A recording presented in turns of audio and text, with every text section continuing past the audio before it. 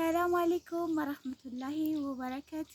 ውድና የተከበራችሁ የሀያት ዩቲዩብ ቻናል ቤተሰብ እንደናችሁ ደህና ናችሁ ወይ? እኔ ሰላም ነኝ አልሐምዱሊላህ።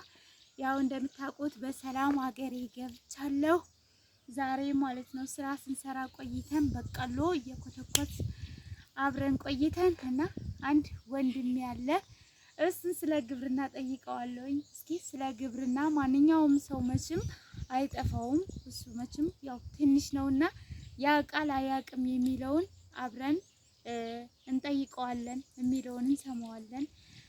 እሺ ኻሊድ ስለኔ ቻናል ሰላም በላቸውና ከዛ ስለ ግብርና ጠይቀሃለሁ። መቼም ህፃን ነህ በደንብ ታውቃለህ አታውቅም የሚለውን አብረን እናዳምጥ። አሁን ለቻናሌ ቤተሰቦቼን ሰላም በልልኝ። ሃይ ፋሚሊ ደህና ናችሁ? እኔስ ደህና ነኝ። እናንተ ደህና ናችሁ? ሁሉ ሰላም ነው? ድምፅህን ከፍ አድርገህ እንዲሰማ። እኛ ጋር ምንም አንል፣ ስራው ያው እየሰራን ውጪ ነው፣ ሌላ ነገር የለም። በቆሎ እናርባለን፣ ዲያኩሳም ለውዝም አኩሪም እናርባለን።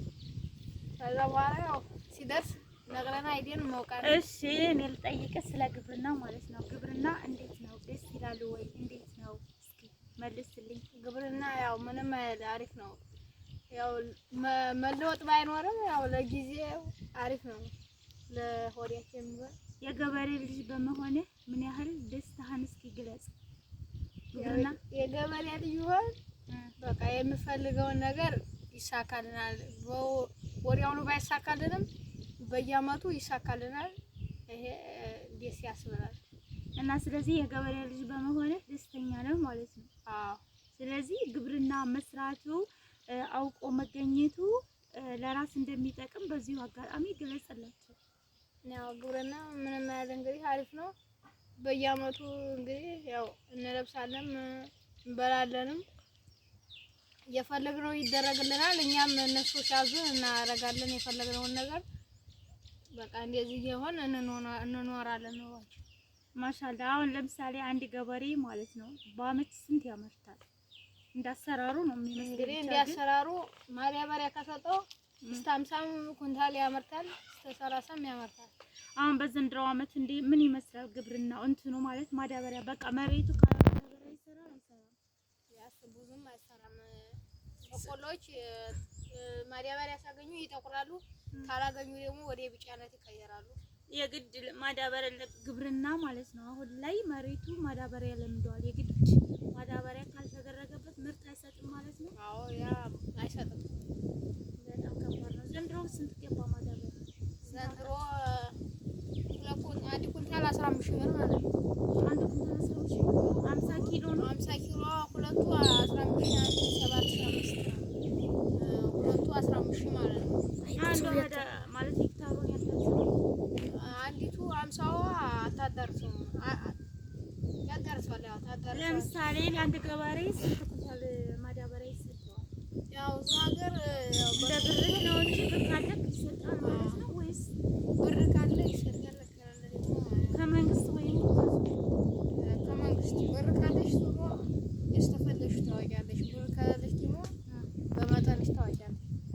ስለዚህ ያው አርሶ አደሩ ማለትም የግድ ካለማዳበሪያ መሬቱ መስመር እንደማይዝ አምኖበታል። ስለዚህ ተጠንቅቆ አስቦበት የግድ ማዳበሪያ ይዞ መገኘት አለበት ማለት ነው። አርሶ አደሩ ያልተበለዛ አሁን ለምሳሌ ማዳበሪያው ይለያል። አንድ ጊዜ ነው የሚሰጠው? ሁለት ጊዜ?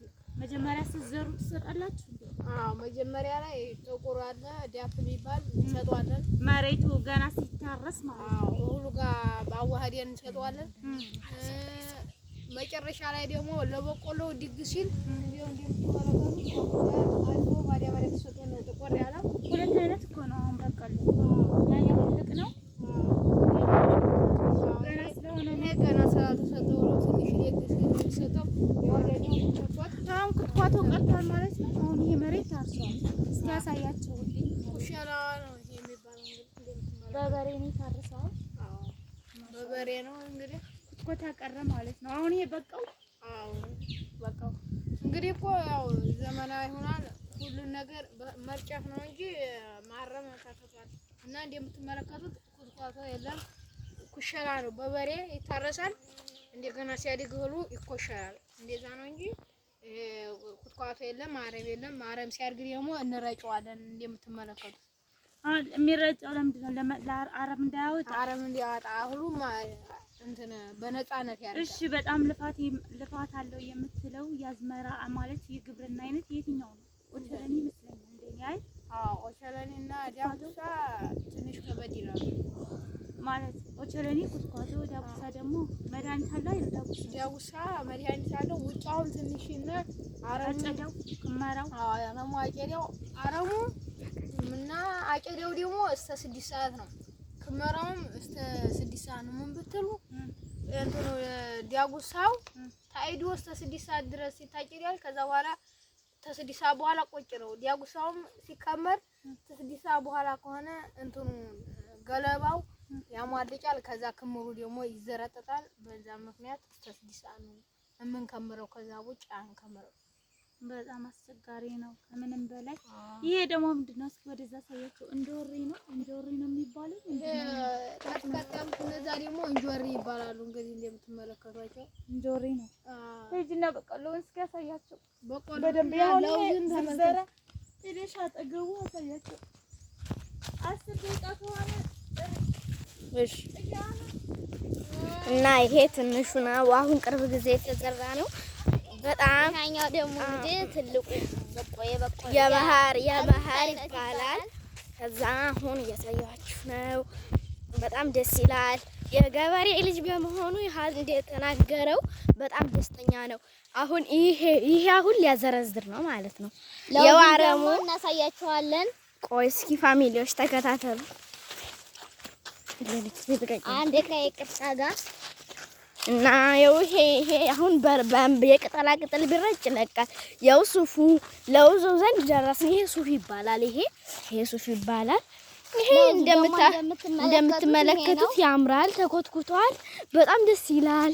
በጣም ነው የሚጣፍጠው። አሁን እሸቱ ላይ ገቦ ይሉታል። ያው እንግዲህ እንደምትመለከቱት ነው። ቢበቃናል። አሁን እየሄድን እና እንደምትመለከቱት ነው። ያው አሁን ሳር ይባላል። ይሄ አሁን የሳር ቢረጭ ይለቃል። ጅምላ ግን ሁሉንም ስለሚያጠፋው ጅምላ መረጨት የለበትም። እና 7 ነው። እና እንደምትመለከቱት ነው። የቅድሙ ልጅ እንዳለው ገበሬ መሆን ቢያስቸግርም ደስተኛ ነኝ እንዳለው እየደረስን ነው።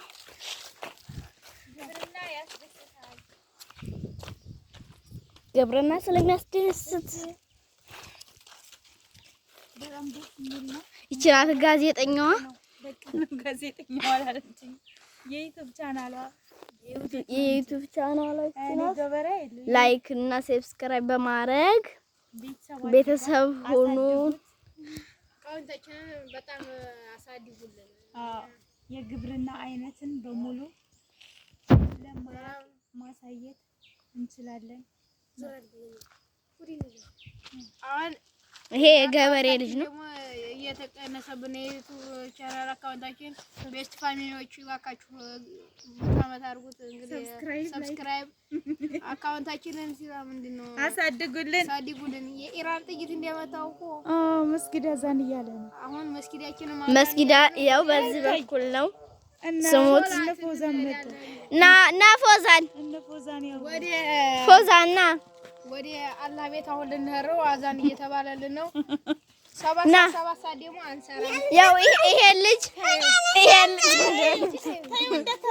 ጅል ነው እሱ እኮ ይፈራል። እረፍ ማናነሳ ያው የልጇ ጓደኞች ኻሊድ የሚያውዝህ እቺ ኢዘኒ ናት። እኔ አልነሳም ማለት እስኪ ማን ያሳጅ አልነሳም ብለሃል። እንደማ ቤስት ፍሬንድ ወይ በሃይቸው እሺ ደግሞ እንደምትመለከቷት እዚህ የተለየ ኔትወርክ ስላለ ነው ምን መጣው እና ደግሞ ቲክቶክ ላይ ይመጣል። ተረሳም ምርጥ ነው። ምን አይል እንደምትመለከቱት ማለት ነው። ይሄ መረጃ ፎዛን ረባሽው እያረምክ ነው እንዴ? አረም የምንለው ይሄንን ነው። መድኃኒት የሚገልልን ይሄንን ነው። ቅጠላ ተረጫ ያለ ይሄንን ነው የሚገለው እንጂ ይሄንን አይገልብንም። ይሄንን አሁን ማዳበሪያ ይሰጣል። ከዛ በኋላ እንደገና ይሄ ይሄንን ስለሆነ የሚገለው ይሄንን ደግሞ ማረም አቁመናል። መሬቱንም መኮትኮት አቁመናል። እንደዚህ እንደምትመለከቱት ስራ ነው። ይሄንንም እድት ነው የምናደርገው። ይሞታል። እኛ እንግዲህ ሲደርስ ብቻ ሁሉ ማስገባት ብቻ ነው። ውድና የተከበራችሁ ቤተሰቦቼ የዛሬው የዱር ቆይታ ይሄን ይመስላል እና ማለት ነው። ላይክ እና ሰብስክራይብ እያደረጋችሁ ቤተሰብ ሁኑልኝ።